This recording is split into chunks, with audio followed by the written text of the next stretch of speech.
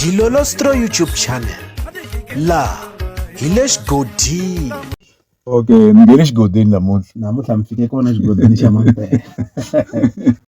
Kokwani Chauke xiborhi xa mati xa ndhuma swinene eka Gaza va hlohlotela leswaku ri beef exikarhi ka swiyimbeleri Mr Post, Mr Power Sikuliyeza Ndlovu na Benny Mayengani the president yi ya emahlweni, laha va kombisaka leswaku ri beef ya vakulukumba lavambirhi hi yin'wanyana leyi endlaka leswaku ri vunanga bya ka Gaza byi kumeka byi tsakisa swinene.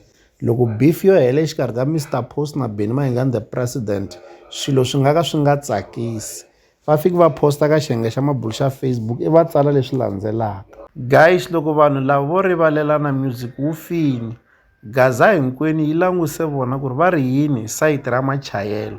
Hi ku ya hi mina va nga cinci, viva beef viva.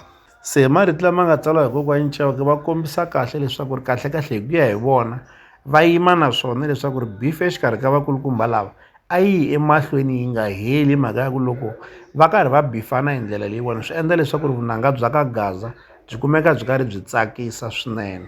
Kasi masikunyana ndzhaku Kokwani Chauke va fike va posta va kombisa leswaku ri tanihiloko va ri ku endleni ka tlilaba va tsakela leswaku loko va pfula tlilaba ya vona va rhamba swiyimbeleri leswi hi vumbirhi ka swona leswaku va nyanyula ntshungu eka gigi yin'we.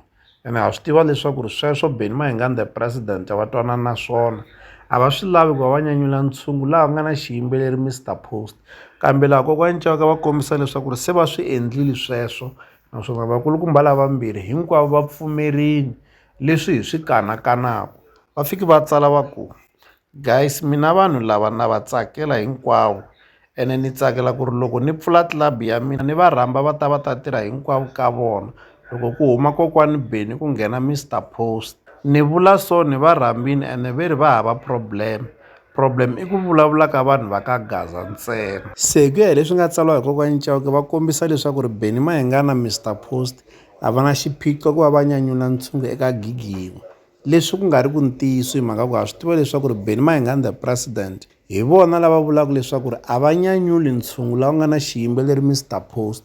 Ku ri ndlela ya mphikizano leswaku ri loko munhu a lava ku rhamba Benny u ta rhamba Benny, loko a lava ku rhamba Mr Post u ta rhamba Mr Post. Se xiphiqo a xi le ka vaseketeri, xi le ka tinqambi kumbexana xi le ka nqambi yona hi yoxe ku nga Benny Mayengani the president.